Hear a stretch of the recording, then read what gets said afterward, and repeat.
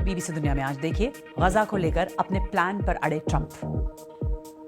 कई देशों की आलोचना के बावजूद अमेरिकी राष्ट्रपति डोनाल्ड ट्रंप ने फिर दोहराई गजा पर अमेरिकी कंट्रोल की बात। कहा, लड़ाई रोकने के बाद गजा को अमेरिका के हवाले कर देगा इसराइल।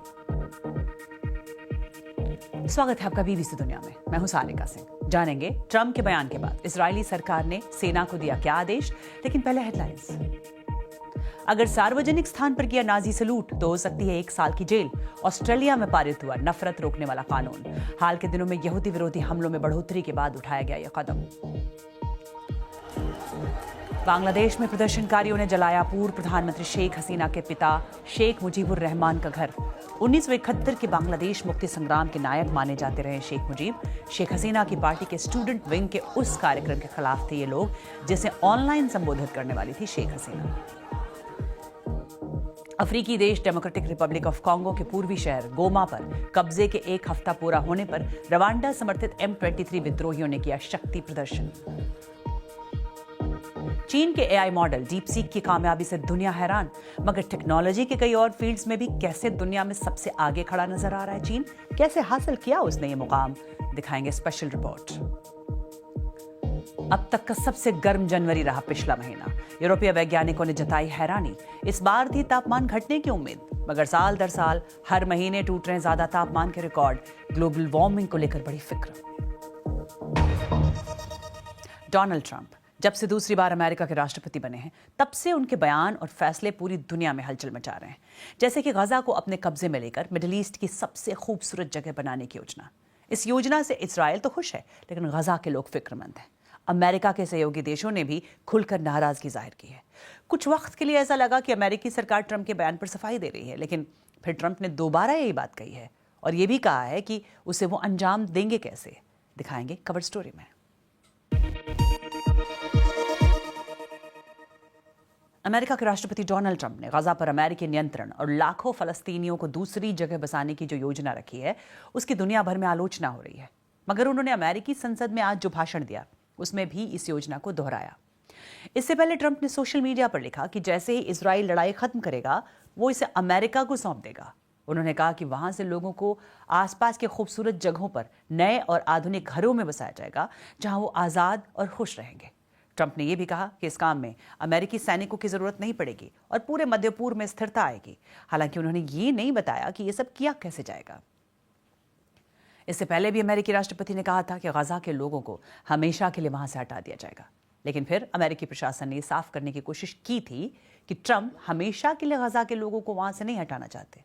पत्रकारों से बातचीत के दौरान व्हाइट हाउस के प्रेस सेक्रेटरी ने कहा था कि डोनाल्ड ट्रंप ने गजा के लोगों को सिर्फ कुछ वक्त के लिए कहीं और बसाने की बात कही थी। मैं ये पुष्टि कर सकती हूँ कि राष्ट्रपति गजा के पुनर्निर्माण और वहाँ रहने वाले लोगों को अस्थायी रूप से कहीं और बसाने के लिए प्रतिबद्ध हैं, क्योंकि जैसा मैंने आपको बार बार बताया वो जगह तबाह हो चुकी है। वहाँ न पानी है न बिजली। राष्ट्रपति चाहते हैं कि ये लोग शांति से रह पाएं। वहीं अमेरिका के विदेश मंत्री मार्को रूबियो ने कहा है कि राष्ट्रपति ट्रंप ने किसी बैर की वजह से ये योजना नहीं रखी थी। हालांकि ट्रंप के इस प्रस्ताव को अमेरिका के प्रमुख सहयोगियों के साथ साथ मिस्र और जॉर्डन समेत मध्य पूर्व के बाकी देशों ने सिरे से खारिज कर दिया। हमास ने तो इसे फलस्तीनियों के नस्लीय संहार की योजना बताया। संयुक्त राष्ट्र के महासचिव एंटोनियो गुटेरेस ने भी इसकी आलोचना की और कहा कि यह जरूरी है कि किसी भी किस्म का जातीय संहार ना हो। और ट्रंप के बयान के बाद इजरायली सरकार भी हरकत में आई। इजरायली रक्षा मंत्री इजराइल काट्स ने सेना को निर्देश दिया कि वो ऐसी योजना पर काम करें जिसके तहत फलस्तीनी अपनी मर्जी से गजा छोड़कर जाएं। लेकिन क्या बार बार विस्थापित हो रहे गजा के लोग अपनी जमीन छोड़कर जाना चाहेंगे? जानकारी दे रही हैं यरूशलेम से बीबीसी संवाददाता जो इनवर्ड।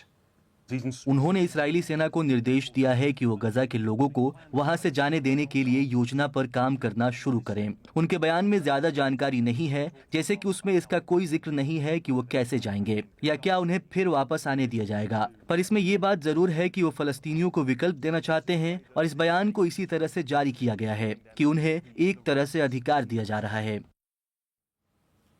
और इजराइल हमास युद्ध की वजह से विस्थापित हुए लोग युद्ध विराम के बाद वापस घर लौट रहे हैं। लेकिन ये सफर क्या उनके लिए एक अनिश्चित भविष्य की शुरुआत है? अभी भी अंतर्राष्ट्रीय न्यूज संगठनों को स्वतंत्र रूप से गजा में रिपोर्टिंग की इजाजत नहीं है। इसीलिए बीबीसी संवाददाता लूसी विलियमसन ने यरूशलेम से ये रिपोर्ट भेजी है। जिसे डोनाल्ड ट्रंप भविष्य में मध्य पूर्व की सबसे खूबसूरत जगह बनाना चाहते हैं, गज़ावासियों के लिए वो पहले से एक ऐसी खूबसूरत जगह थी जहां उन्होंने अपना घर और जिंदगी बसाई थी। मगर 15 महीनों की जंग के दौरान इसराइल के गिराए बमों ने उसे तबाह कर दिया। युद्ध विराम के बाद 5 लाख से ज्यादा लोग उत्तरी गजा में अपने घर लौट चुके हैं। अमेरिकी राष्ट्रपति की कल्पना और अपने घरों की हकीकत का वो मजबूती से सामना कर रहे हैं। मेरे लिए ना तो ट्रंप मायने रखते हैं ना कोई और। गजा में हमारे घरों को तबाह करने में इसराइल की मदद करने के बाद अब वो कह रहे हैं कि ये तबाह हो चुका है और हमें यहाँ से जाना होगा। हम मलबे को हटाएंगे और यहीं रहेंगे, चाहे उन्हें ये रास आए या नहीं। युद्ध विराम के बाद अब गजा में पहले से ज्यादा मदद पहुंच रही है। ज्यादा फोकस खाने पर है। संयुक्त राष्ट्र का कहना है कि 20 लाख लोग पेट भरने के लिए पूरी तरह मदद पर निर्भर हैं। मगर उत्तरी गजा में रहने की जगह न होने के कारण हजारों लोग फिर से दक्षिण की ओर जाने लगे हैं। युद्ध रुकने के बाद भी यहाँ हालात खतरनाक हैं। टेंट्स की भारी कमी है। ताइफ का परिवार बेत हनून की एक इमारत में रहता था जो जंग के दौरान जमींदोज हो चुकी है। हम खुद से एक आशियाना बनाने की कोशिश कर रहे हैं। हम लोग बारिश में भीगने से परेशान हैं। मैं सभी चीज़ों के लिए फिक्रमंद हूँ, मगर मैं अपनी ही ज़मीन पर रहना, जीना और मरना चाहती हूँ, चाहे फिर टेंट में ही रहना पड़े। गजा के कई बाशिंदे पहले वहां रहते थे जहां आज इसराइल है, मगर वो जंग में विस्थापित हो गए थे, जिसके बाद इसराइल एक देश बना था। कई अब भी गजा को स्थायी आशियाना नहीं मानते। उन्हें लगता है कि वो दिन जरूर आएगा जब उनके पास अपने घर जाने का अधिकार होगा। बीबीसी संवाददाता लूसी विलियमसन की रिपोर्ट। और राष्ट्रपति पद संभालने के बाद ट्रंप के फैसले और बयानों से हलचल मध्य पूर्व के अलावा खुद अमेरिका में भी है।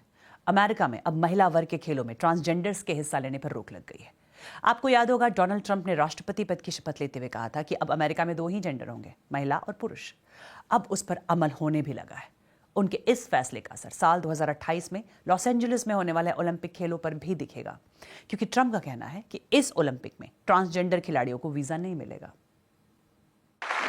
Under the Trump administration, we will defend the proud tradition of female athletes, and we will not allow men to beat up, injure, and cheat our women and our girls. From now on, women's sports will be only for women.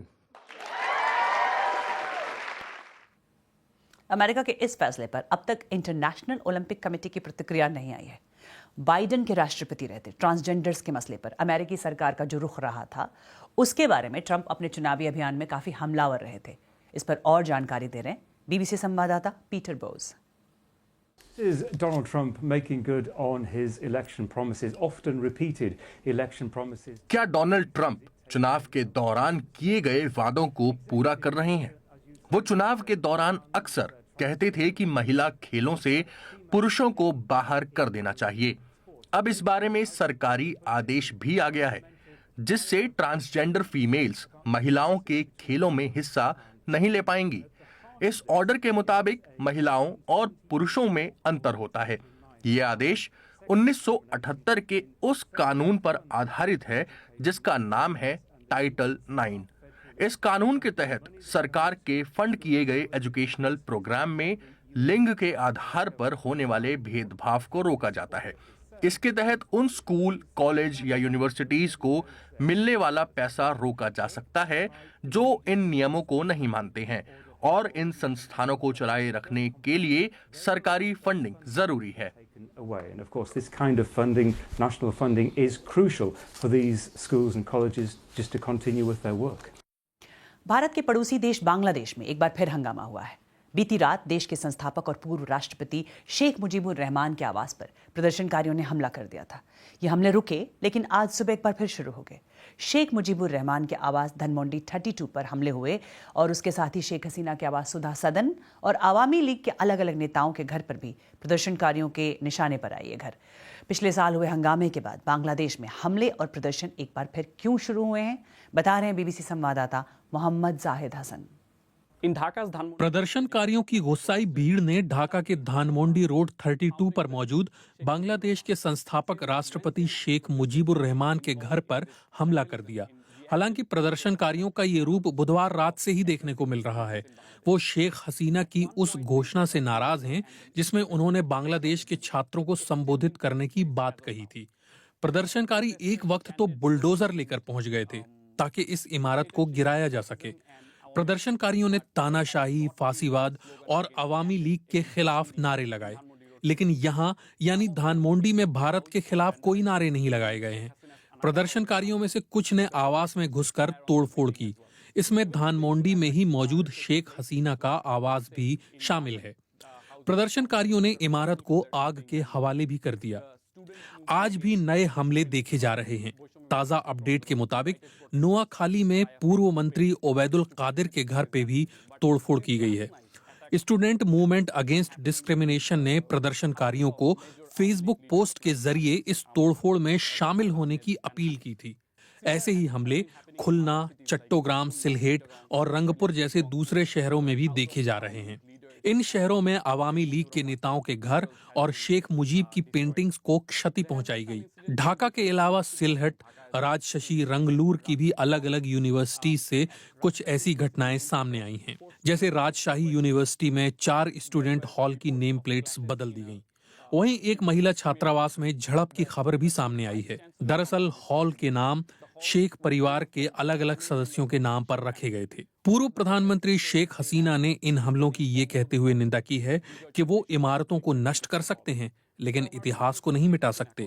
लेकिन अब तक यहाँ की अंतरिम सरकार की तरफ से कोई आधिकारिक बयान सामने नहीं आया है। हालांकि सरकार के एक सलाहकार महफिज आलम ने अपने वेरीफाइड फेसबुक पेज पर इससे संबंधित एक पोस्ट जरूर किया है जिसमें लिखा है कि गुस्सा, आक्रोश, नफरत ये नकारात्मक ऊर्जाएं हैं। देशव्यापी प्रदर्शनों के बाद हमें उन ऊर्जाओं को सकारात्मक ऊर्जा में तब्दील करने का मौका मिला था और वो मौका अभी भी खोया नहीं है। बीते साल जुलाई और अगस्त में बांग्लादेश में छात्रों ने शेख हसीना सरकार के खिलाफ प्रदर्शन किए थे। इस दौरान छात्रों की मौत के बाद प्रदर्शन तेज हुए और हालात इतने बिगड़े कि शेख हसीना को प्रधानमंत्री पद और बांग्लादेश दोनों को छोड़कर भारत जाना पड़ा।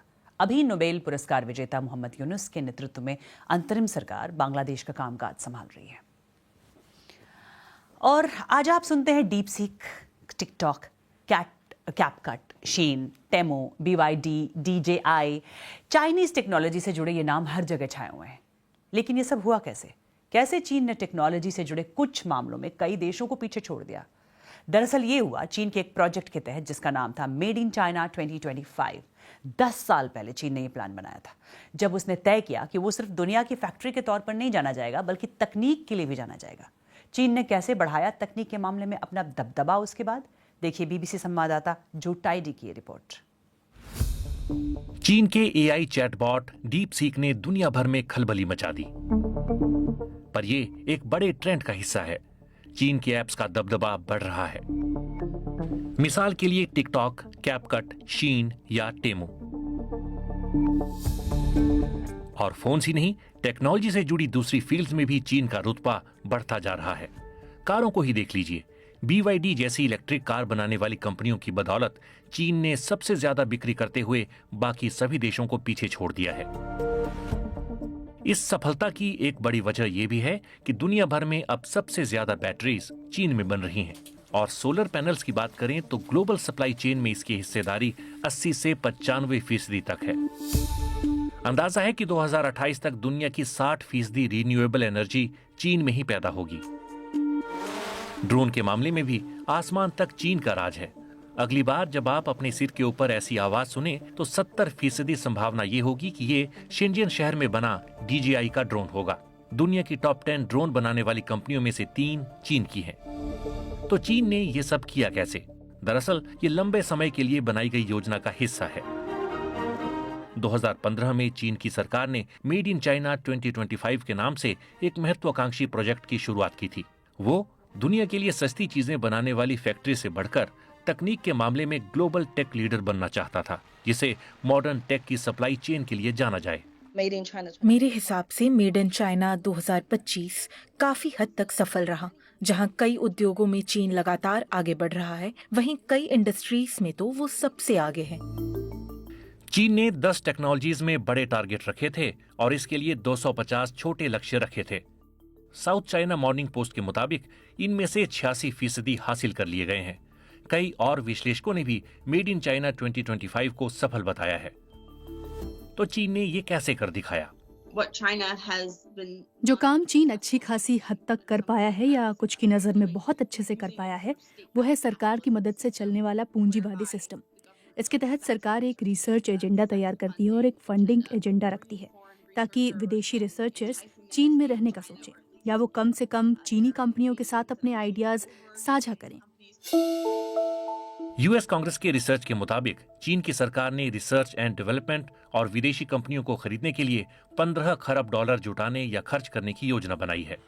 साथ ही अमेरिका और उसके सहयोगियों ने चीन पर हैकिंग के जरिए अमेरिकी एयरक्राफ्ट कंपनियों और कुछ दूसरों की इंटेलेक्चुअल प्रॉपर्टी की चोरी करने का आरोप लगाया है।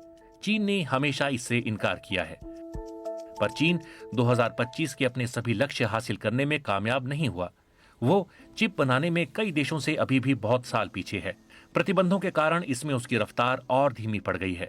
साथ ही अमेरिकी सरकार और प्राइवेट कंपनियां इस मामले में आगे रहने के लिए सैकड़ों अरब डॉलर खर्च कर रही हैं।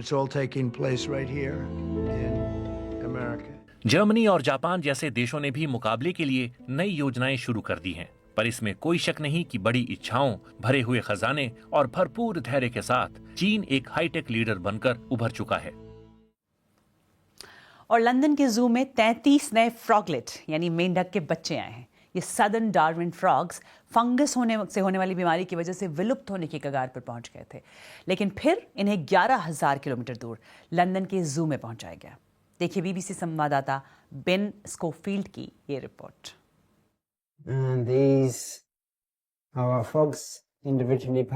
फंगस से खतरे में पड़े इन छोटे मेंढकों को बचाने के लिए 11,000 किलोमीटर में मिशन चलाया गया। अनोखी बात यह कि इस प्रजाति के मेंढक अपनी अगली पीढ़ी को अपने गले में रखकर तैयार करते हैं। मादा मेंढक अंडे देती है और नर छोटे टेडपोल्स को अपने गले में बनी थैली में रखकर बड़ा करते हैं। लंदन जू ने ऐसे 53 मेंढकों को बचाया जो एक जानलेवा फंगस की वजह से खतरे में थे। इनके साथ उनके कई बच्चे भी थे। वो यहीं पैदा हुए। हमारे पास 11 नर मेंढक हैं जिन्होंने 33 बच्चे तैयार किए हैं। हम काफी एक्साइटेड हैं। ये हमारे लिए, हमारे जू के लिए बहुत बड़ी बात है। बाहर जंगल में जो भी हो, कम से कम इन्हें तो बचा पाए। 3 सेंटीमीटर से भी छोटे से मेंढक तब तक जू में रहेंगे जब तक कि ये दोबारा अपने जंगल में जाने लायक नहीं हो जाते। बीबीसी संवाददाता बेन स्कोफील्ड की रिपोर्ट। और अब दुनिया भर के कुछ और खबरें बीबीसी राउंड अप में।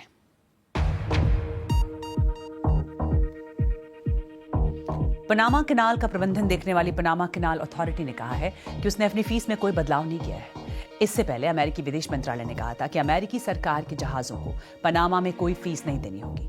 पिछले दिनों डोनाल्ड ट्रंप ने धमकी दी थी कि वो इस नहर का कंट्रोल अमेरिका के हाथ में लेना चाहते हैं। ऑस्ट्रेलिया के वैज्ञानिकों ने आईवीएफ टेक्निक से पहली बार कंगारू का भ्रूण तैयार किया है। ये यूनिवर्सिटी ऑफ क्वींसलैंड में किया गया है। कंगारू वैसे तो विलुप्त होने के खतरे में नहीं है, लेकिन शोधकर्ताओं के लिए ये बड़ी उपलब्धि इसलिए है क्योंकि इसी तकनीक की मदद से वो कोआला और दूसरे कई जीवों को बचा सकते हैं जो विलुप्त होने की कगार पर हैं। और अब दिखाते हैं आपको एक साथ 1500 डॉल्फिन्स का ये झुंड जो नजर आया अमेरिका के कैलिफोर्निया में कार्मेल बे में, जहां ये नजारा देखा जिसने ड्रोन कैमरे से फिल्माया गया है। आमतौर पर ये डॉल्फिन्स 10 से 30 के झुंड में तैरती हैं।